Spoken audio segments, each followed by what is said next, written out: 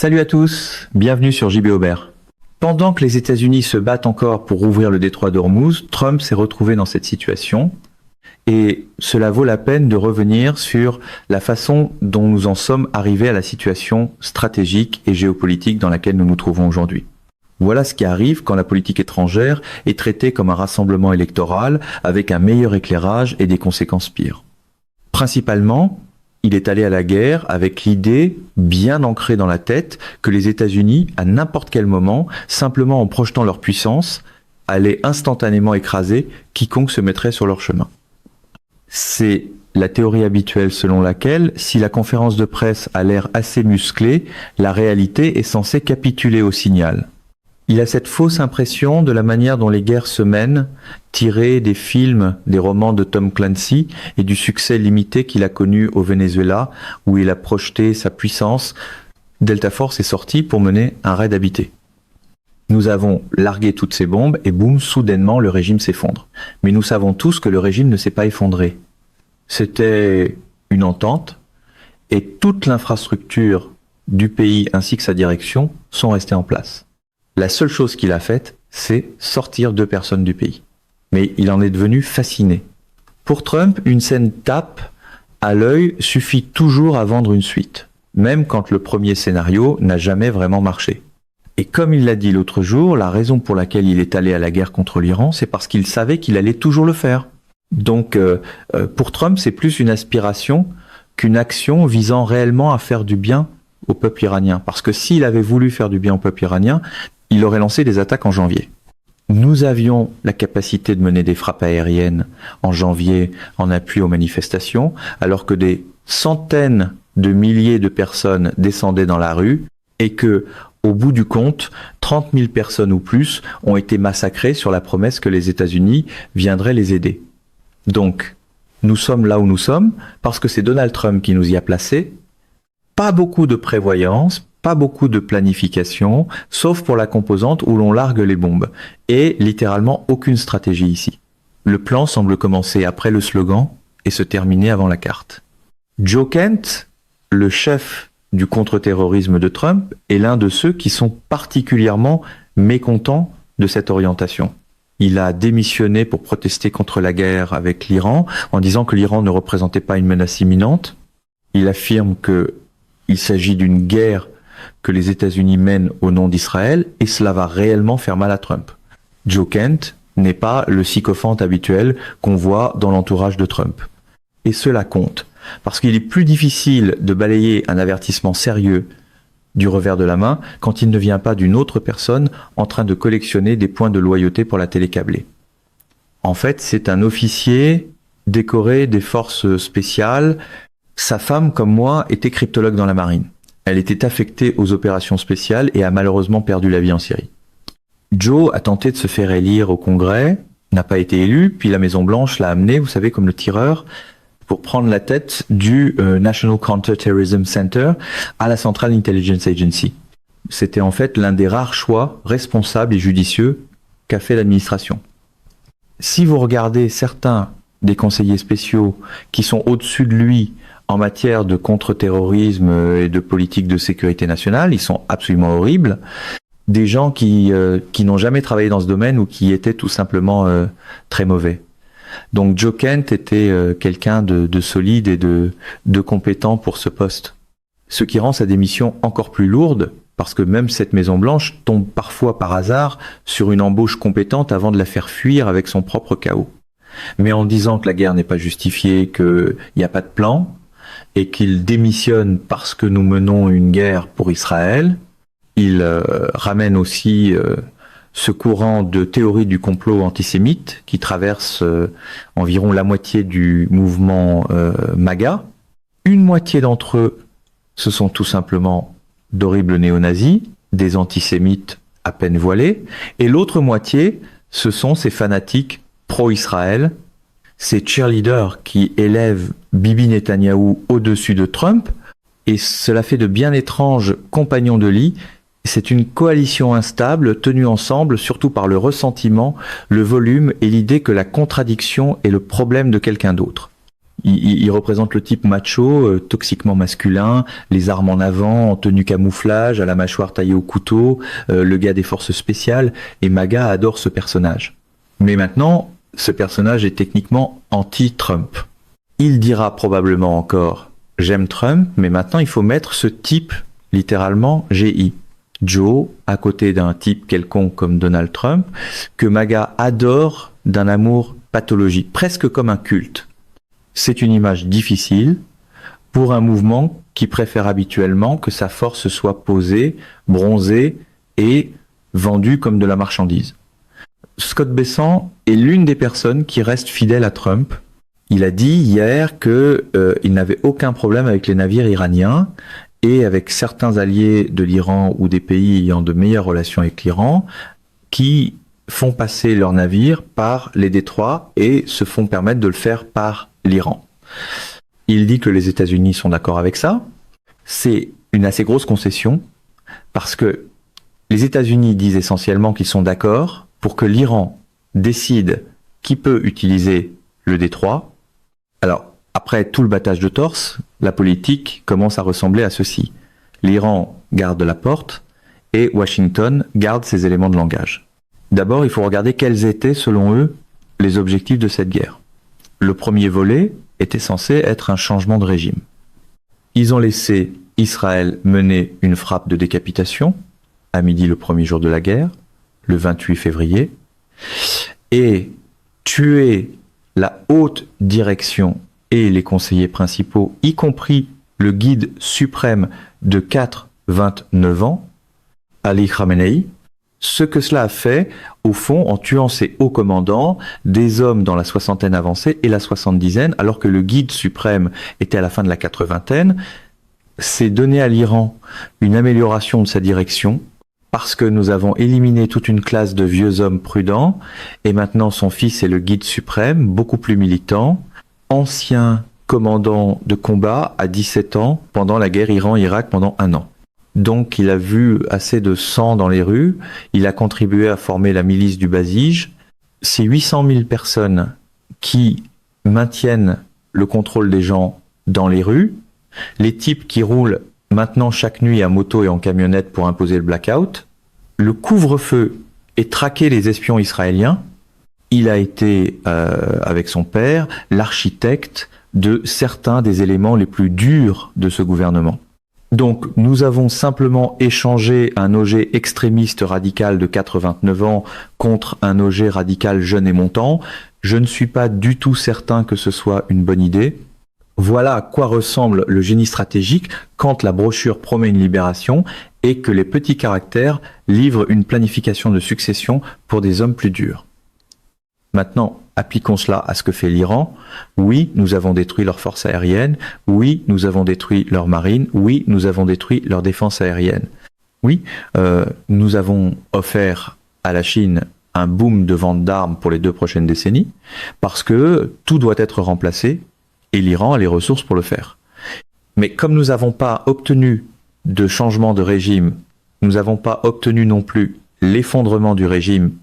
Le corps des gardiens de la révolution islamique, le IRGC, tient chaque coin de rue, chaque poste de police, même pendant que les Israéliens bombardent maintenant des postes de contrôle du IRGC, des entrepôts et des bureaux. Ces gars-là s'installent simplement au café du coin. Ils ont les fusils, ils ont le contrôle physique de 93 millions de personnes. Donc, nous avons échoué sur cet objectif. Beaucoup de choses ont été détruites, sauf celles qui étaient censées être le but. Nous avons bel et bien détruit leurs forces conventionnelles de projection de puissance de guerre, leur aviation et leur marine, mais elles n'ont jamais été l'acteur principal de la manière dont l'Iran projetait sa puissance. Nous frappons les missiles balistiques, qui constituent leur principal bras de punition. Nous frappons leur usine de drones, mais ils avaient des milliers de missiles en réserve, et ils ont eu 47 ans pour se préparer à cela. Puis maintenant, 19 jours d'attaques américaines contre eux. Nous voyons les attaques de drones repartir à la hausse, après s'être calmées pendant un moment. C'est le problème quand on déclare la victoire trop tôt. Le champ de bataille ne regarde pas les mêmes points de presse.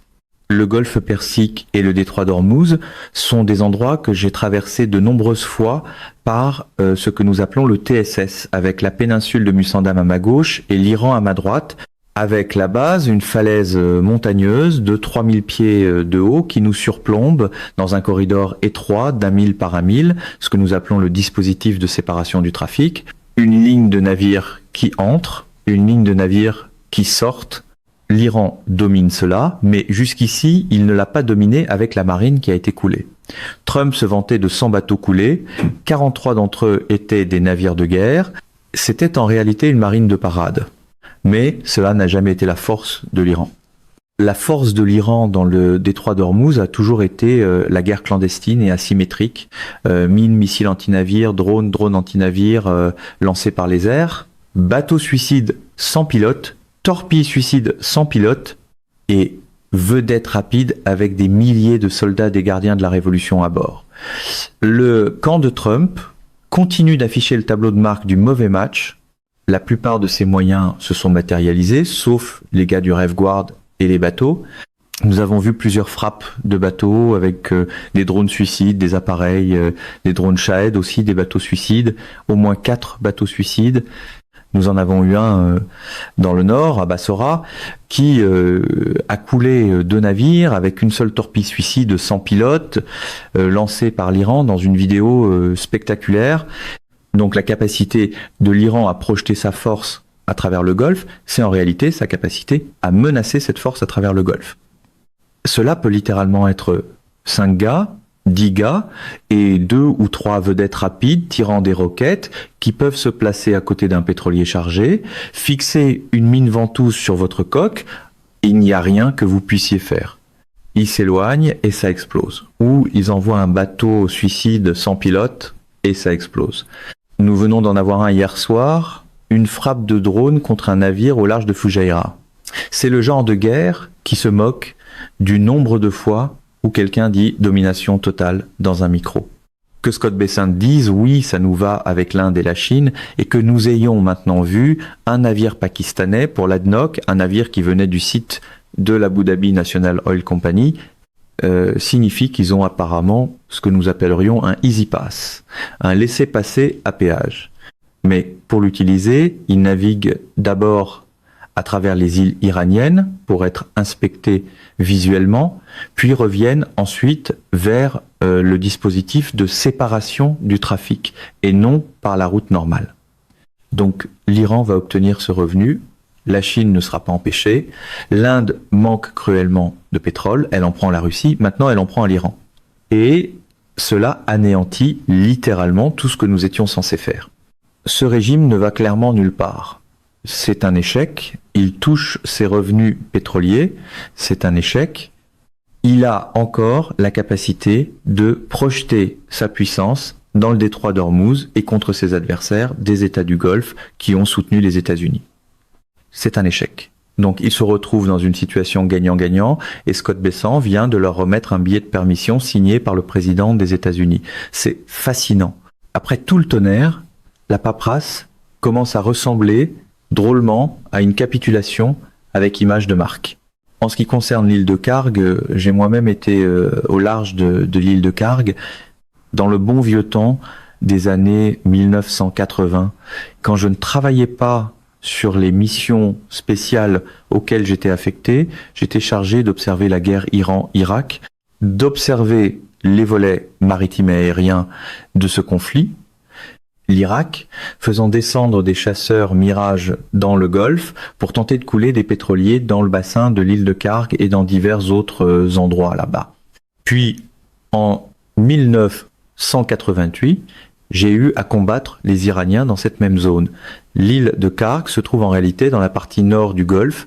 Un élément qui n'a pas été pris en compte et dont je n'ai entendu aucune discussion, c'est que si vous amenez une Marine Expeditionary Unit, une MEU, vous devez traverser le détroit d'Ormuz vivant et sans être attaqué par l'Iran, avec ses transports amphibies transportant 2500 marines à bord.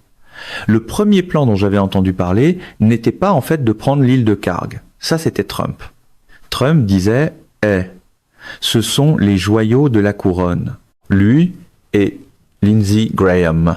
ce sont les joyaux de la couronne. Prenons-les. Eh bien, c'est à 18 milles du rivage. On peut voir l'Iran de l'autre côté des passes qui mènent à l'île de Kharg.